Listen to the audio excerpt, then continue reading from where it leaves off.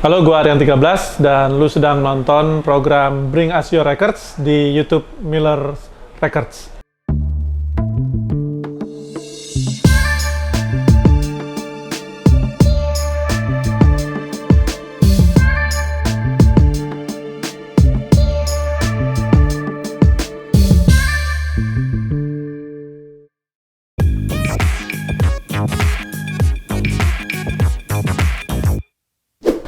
Sebenarnya kalau dibilang mulai kapan gua mengkoleksi vinyl itu mulai mengkoleksinya sendiri mungkin sekitar SMA kuliah mungkin ya, kecil-kecilan mulai tertarik untuk memperbanyak. Tapi sebenarnya vinyl records pertama gua itu waktu gua mungkin sekitar umur 5 tahun. Jadi keluarga gua waktu itu gua tinggal di Boston, US. Waktu itu keluarga gue memenangkan sebuah undian dari Keju Craft. Terus hadiahnya itu pergi satu keluarga ke Disneyland di Florida.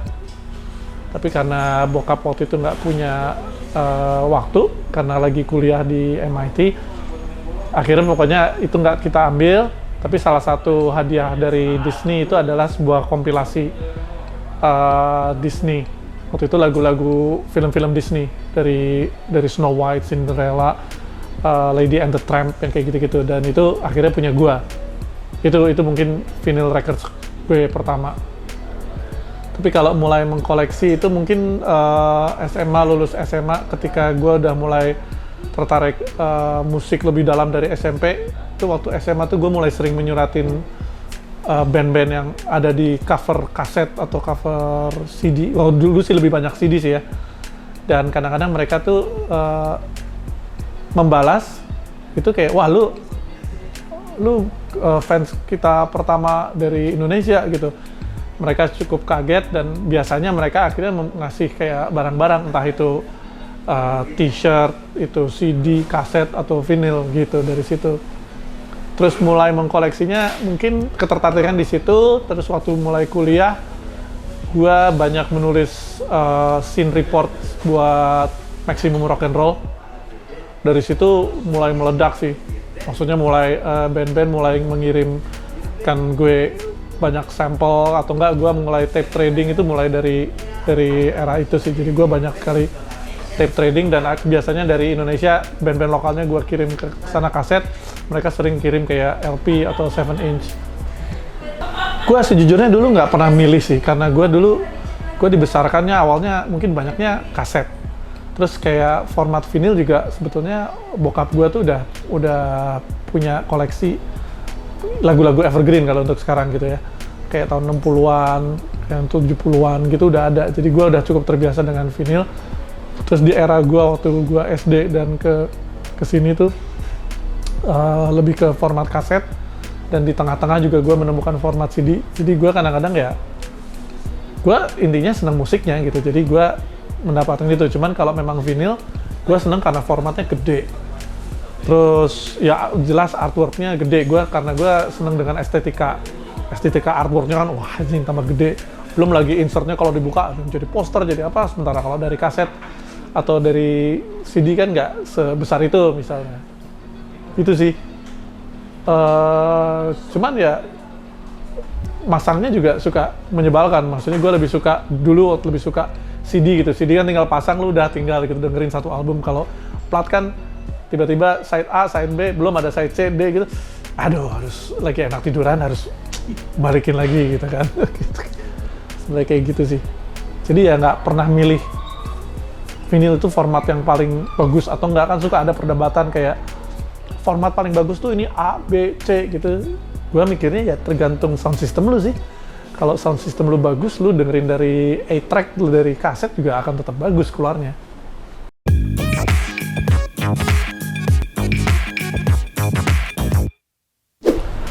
Seberapa banyak koleksi gue nggak pernah ngitung banget sih, soalnya sekarang koleksi gue agak terbagi dua. Sebagian ada di rumah nyokap di Bandung, sebagian ada di sini.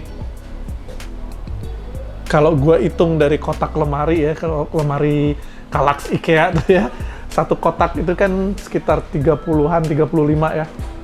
Itu gue tuh pernah ngitung yang di Jakarta aja mungkin ada sekitar 5.000 atau 4.000 mungkin ya. Sementara yang di Bandung kurang lebih sama, jadi ya mungkin sekitar segituan sih. Dan itu udah campur sih, maksudnya ada 12 inch, ada gue 7 inch juga banyak banget. Kan ada orang-orang yang nggak terlalu suka dengan 7 inch karena single, tapi gue banyak karena di kultur punk tuh single tuh bukan hanya 2 lagu, kadang-kadang udah kayak album penuh gitu, 10 lagu. Kalau spesifik genre-nya sih gue memang banyak metal dan punk rock. Itu karena zaman gue mencari jati diri itu dibesarkan oleh genre itu gitu, dan rock. Tapi ya gue sukanya macam-macam sih. Gue ada yang pop, ada banyak. Yang orang nggak terlalu tahu, gue punya banyak album hip hop. Apalagi ya, eksperimental. Iya itu sih, ya mostly metal dan punk rock sih.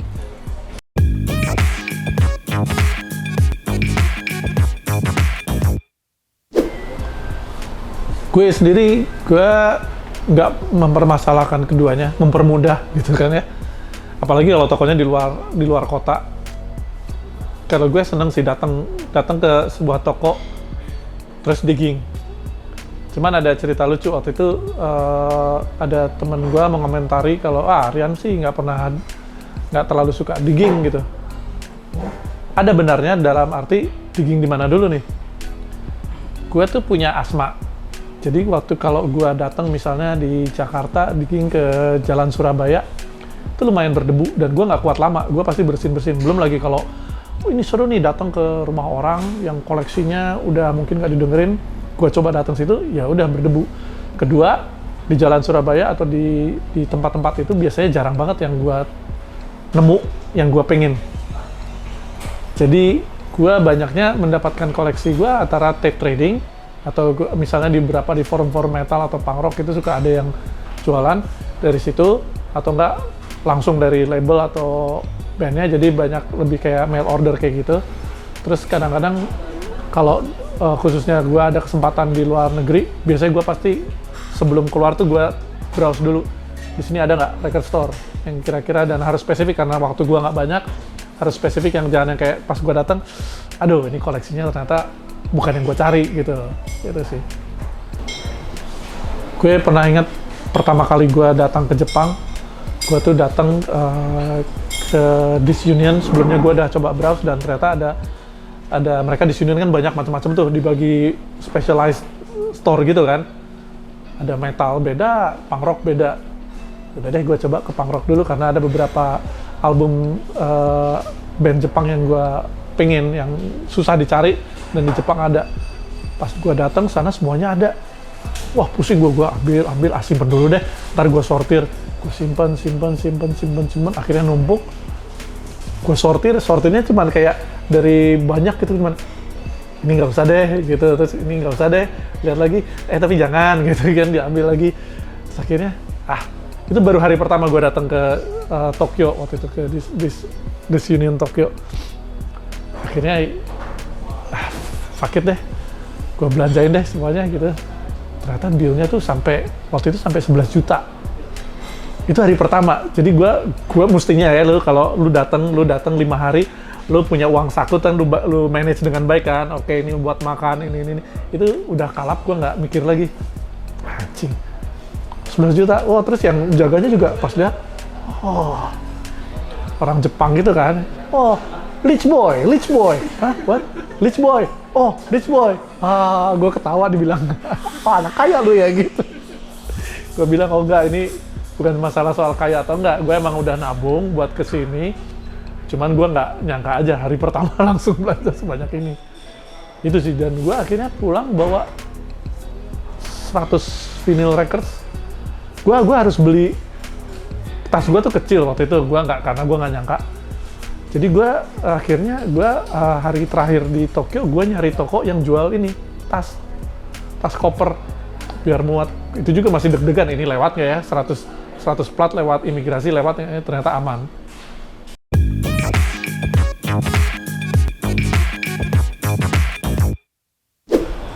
bagus lah, maksudnya lu dengan streaming service emang cenderung lebih mudah, tapi menurut gua untuk mensupport band-band yang lu suka itu yang paling jelas adalah membeli album fisik sih, karena kemarin gua sempat baca postingan Instagram yang dia bilang lu kalau dengerin berapa ratus jam musik streaming itu 100 jam itu baru sama aja dengan lu beli satu album CD atau album fisik gitu. Jadi uangnya tuh lebih jelas masuk kalau lu beli itu atau merchandise kayak gitu, hitungannya mungkin seperti merchandise kan jadinya.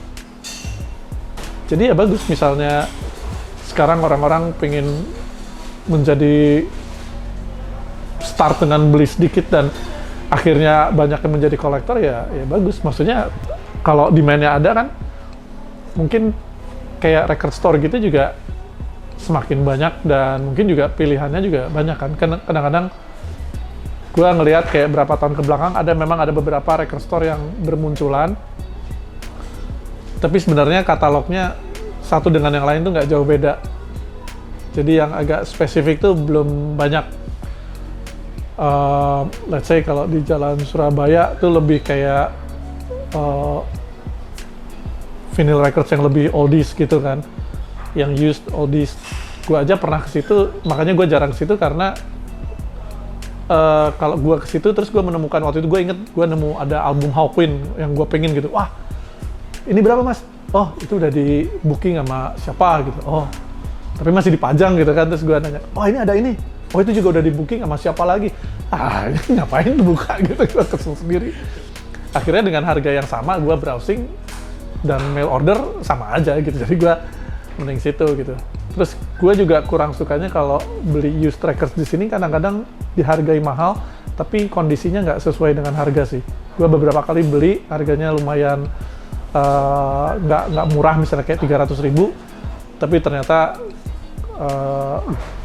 geret-geret yang kayak gitu. Walaupun udah dicek mungkin kayaknya normal, tapi pas dipasang banyak skip, banyak ini, banyak itu. Jadi kayak sementara lu kalau beli online, let's say lu belanja di Discogs, lu kalau misalnya barangnya lu bilang bagus tapi ternyata buruk, lu bisa kena ini kan, penalti gitu kan, kayak oh ini lu bohong, lu nih barang ini gitu, nggak bagus buat sellernya.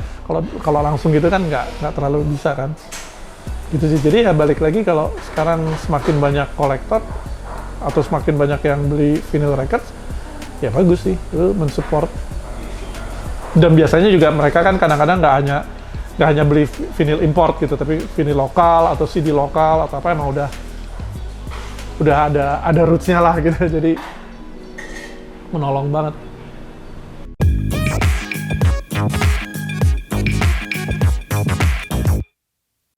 Oke, gue sebenarnya diminta membawa sekitar 6 vinyl records punya gue, dan ada cerita di baliknya. Gue 3 hari 3 malam bingung milihnya.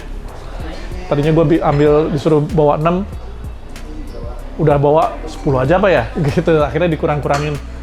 Oke, untuk pertama mungkin gue suka band ini namanya Damage. Dia band New York dan dia memainkan musik hardcore punk, dan mereka sangat underrated menurut gue.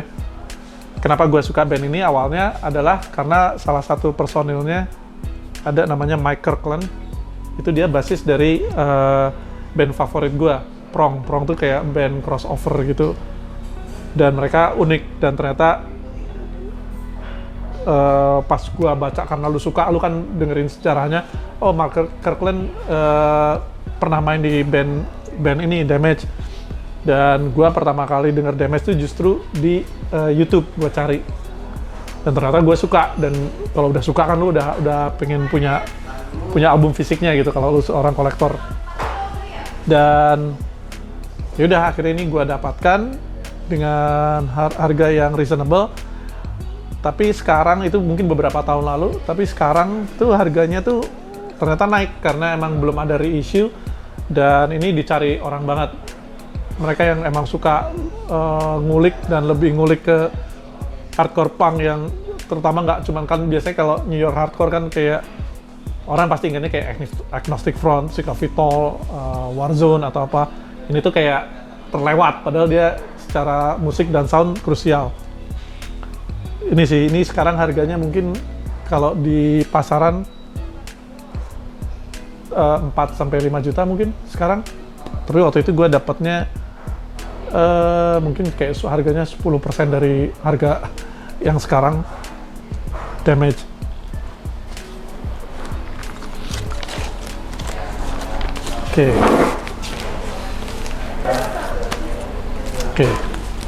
Oke, kalau ini gue suka, salah satu favorit gue penyanyinya solo Rocky Erickson. Gue sempat mencoba mendengarkan band lamanya 13 Elevator, cuman gue nggak terlalu suka. Tapi ketika Rocky Erickson rilis album solo, gue rata-rata suka. Dan spesifik ini gue lupa deh ini album kompilasi atau apa, soalnya waktu itu gue sih dengerinnya masih acak. Cuma ini kayak Rocky Erickson and the Aliens, dia lagu-lagunya tuh, dia orangnya kan gila ya. Dia tahun berapa gitu pernah dia declare kalau saya ternyata bukan warga bumi, saya tuh warga luar bumi, gue tuh alien ini. Jadi dia emang mungkin kayak tahun-tahun penuh drugs itu membuat dia gila. Dan lirik-liriknya juga aneh, maksudnya tahun segini tapi dia punya banyak tema lagu tentang alien, tentang film horor. Dia terinspirasi dari film-film horor 50-an, 60-an tuh berasa. Dan mungkin orang nggak tahu kalau Rocky Erickson tuh ternyata banyak di cover oleh band-band metal, karena mungkin relate dengan tema-tema liriknya. Misalnya kayak ada White Faces, ini lagu favorit gue. White Faces tuh tentang zombie. Terus I Think of Demons, Two-Headed Dog. Terus kalau lu baca liriknya juga kadang-kadang nggak make sense. Terus Night of the Vampire, If You Have Ghost, ini kan ini If You Have Ghost sempat di cover sama Ghost. Si White Faces sempat di cover sama Entomb dan seterusnya gitu. Jadi banyak band-band metal yang emang secara lirik mungkin relate sama Rocky Erickson. Ini juga ada cerita, ini kayaknya kompilasi deh, gue nggak ngikutin. Tuh kan, mukanya juga udah kayak gila. Ini kan kayak siapa? Sekilas Manson. Tuh Rocky Erickson and the Aliens. Terus ini ada split album Godsnake sama Burning Witch, band Doom. Dan gue dapat dari drummernya Burning Witch. Waktu itu kita ada di forum Doom Metal dan gue kadang-kadang suka beli. Dia suka, nggak tahu lagi BU atau apa, dia suka jual koleksinya. Oh gue beli gitu, jual murah. Terus salah satunya ini. Yang unik adalah ini tuh test press. Albumnya sendiri dirilis sama Hydra Head Records dalam format CD. Dan Hydra Head Records berencana merilis split Godsnake dan Burning Witch ini dalam bentuk plat, tapi entah kenapa akhirnya nggak jadi. Jadi platnya, rilisan resminya nggak ada, tapi gue punya test pressnya. Ini kalau nggak salah cuma dibikin 5. Dan ya udah, gue merasa beruntung aja itu punya di dunia ini mungkin cuma ada 5 orang mungkin yang punya, dan selain bandnya gitu. Ya artboardnya sih nggak ada apa-apa sih, cuma putih ini aja, ininya test press udah. Versi resminya cuma CD.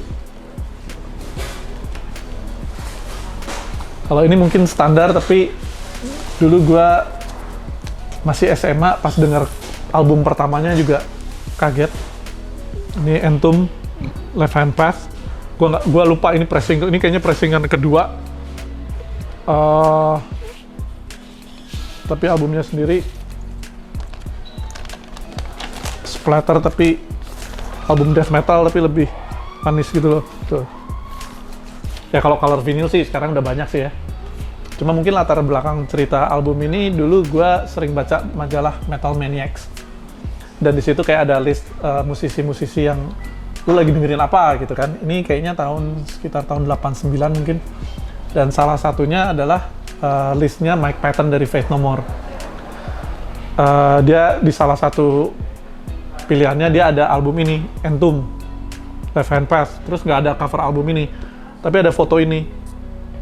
Ini kayak foto ini, ada sebuah salib gede dan personilnya 4. Itu kayak dulu waktu gua kecil tuh kayak striking banget gitu kan. Ada 4 cowok pakai jaket kulit, gondrong-gondrong, terus di kayak di musim dingin, terus tiba-tiba ada ada salib gitu, kayak wah ini kayak apa ya, gue penasaran. Jadi pertama gue mendapatkan kasetnya dulu, teman gue dapat kasetnya, gue dapat nih Entombed nih gitu kan. Kita kan kayak punya sekumpulan teman-teman yang emang suka metal, tadinya awalnya thrash metal terus mulai berkembang ke death metal dan grindcore. Dan Entombed tuh kayak awal-awal musik death metal gitu kan. Tapi Entombed tuh beda, pas kita dengerin, anjing gitarnya aneh banget ya. Dan akhirnya yang sekarang terkenal dengan sound gitar chainsaw itu dari efek Boss heavy metal 2 yang mereka juga pemainnya masih kecil-kecil. Ini mereka bikin album ini ketika umur 17 tahun. 17 tahun lu udah ngapain? Mereka bikin album terbaik death metal gitu kan. Dan karena mereka masih nggak ngerti mungkin efek atau apa tuh, efek dibikin full. Jadi ternyata malah jadi soundnya malah unik. Dan sampai hari ini masih gua puter sih album ini, dan album sesudahnya itu kayak 3 album pertama Entombed tuh klasik banget sih. Oke. Mainannya berbusa. Oh, tadi gue Entombed tuh sempat main di Indonesia, tapi Entombed AD kan, vokalisnya doang. Dan gue sempat hangout sama dia dan ngobrolnya juga ternyata ya kayak anak metal, oh ini gitu-gitu aja sih. Jadi pas kemarin dia tahun ini meninggal kalau nggak salah. Iya, jadi anjing. Legend udah satu persatu berjatuhan nih. Ini mungkin agak terkait kalau albumnya. Ini gue suka ada band Florida namanya Combat Wounded Veteran. Ini dia apa ya, mix antara ada grindcore, noise, power violence. Terus kalau lu lihat di beberapa video live mereka setupnya drummernya di depan, musisinya di belakang gitu. Itu lumayan unik. Dan mereka juga kayak satu band, dan mereka juga satu band dengan mereka sharing member dengan band yang satu ini, Reversal of Man. Di satu-satu. Ini pertama gue suka musiknya, terus mereka juga kayak waktu mereka rilis album, merchandise-nya mereka banyak apa ya, shocking pink, neon, warna-warna neon tuh. Biasanya kan punk rock lebih kayak black and white, mereka enggak. Terus gue juga suka dengan, kalau nggak salah gitarisnya juga yang bikin artwork-nya. Lumayan tuh.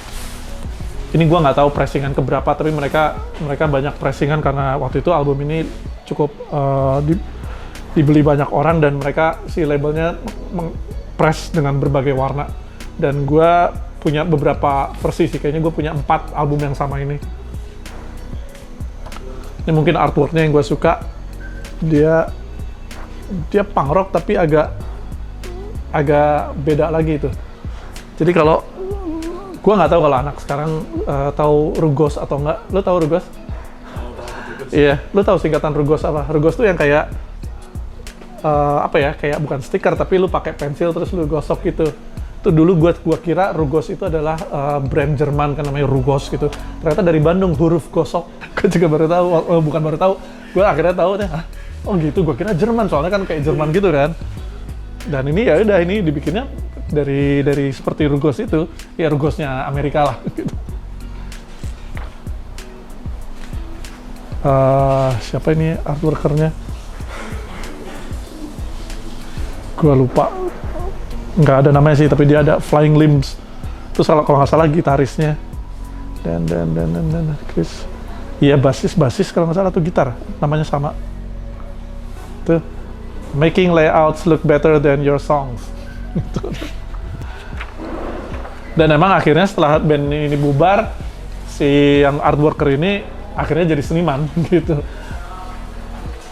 Itu dia juga ngerjain artwork untuk Reversal of Man. Kalau ini Reversal of Man dia juga uniknya apa ya, dulu pas 90-an dia ternamanya dengan memanggil genre-nya emo violence. Mungkin karena tema liriknya mungkin seperti Rites of Spring, tapi musiknya lebih brutal dari, bukan kayak emo-emo yang orang ketahui sekarang gitu.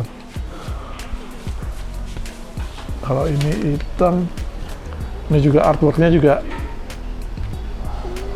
mirip-mirip jadi digambar. Gue nggak tahu apakah ini juga Rugos 11, tapi gue tahu ada beberapa mungkin kayak band Charles Bronson yang mereka menulis liriknya di layoutnya di Rugos 11. Jadi juling juga kayaknya tuh. Tuh, oke, dah.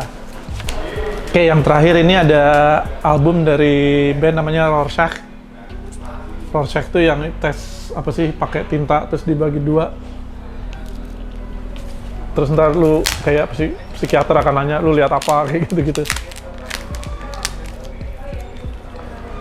Ini yang spesial sebetulnya adalah ini versi edisi spesial di albumnya, dan yang bikin itu seniman favorit gue, Pusat, dan album aslinya bukan cover ini, tapi ini tuh sablon.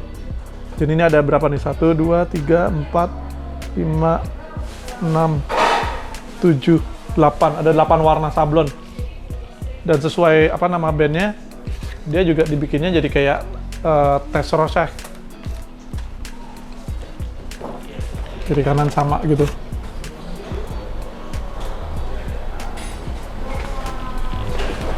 Dan yang gue suka, biasanya rilisan kayak gini suka ada insertnya lebih dari 1. Jadi bukan hanya cuman kayak booklet atau apa, tapi kadang-kadang kalau Pusat tuh dia bikin banyak bonusnya gitu, insertnya. Ada stikernya, tapi stikernya udah gue simpen di tempat berbeda. Terus ini ada nomornya, punya gue 117. Cuma gue nggak tahu totalnya berapa, biasanya sih 300 atau 200. Atau mungkin 150, gue juga nggak tahu. Ini tuh ada warnanya sendiri nih, rilisan ini ada 2 yang berbeda. Yang backgroundnya kuning sama kalau nggak salah yang satu lagi backgroundnya ungu. Nah, gue punya dua-duanya, tapi yang satu nggak gue bawa. Bandnya sendiri lebih kayak apa ya? Mereka tuh juga, mereka dari New Jersey kalau nggak salah, Amerika, tapi banyak main dengan band-band New York. Di New York kan ada beberapa klub yang berken tuh kayak misalnya kayak CBGB, tapi CBGB itu lebih kayak band-band hardcore yang cenderung lebih mainstream lah. Nah, kalau mereka lebih sering main di namanya semi squad gitu, namanya ABC No-Rio. Di situ band-bandnya ada Born Against, Rorschach, ada yang mereka yang biasanya nggak apa ya, CBGB mungkin scene-nya lebih kayak tough guy, lebih kayak gitu, terus preman-preman berantem. Nah, mereka lebih kayak muda-muda, mungkin nggak relate dengan scene CBGB, mainnya di ABC No-Rio. Nah, ini salah satu bandnya. Ya, itu sih. Oke, itu tadi kurang lebih sekecerit dari koleksi gue. Bingung juga. Sebenarnya ini adalah part 1 dari koleksi Aryan, jadi masih akan ada 90 episode lagi khusus tentang gue dan koleksi gue. Ya, siap, sukses!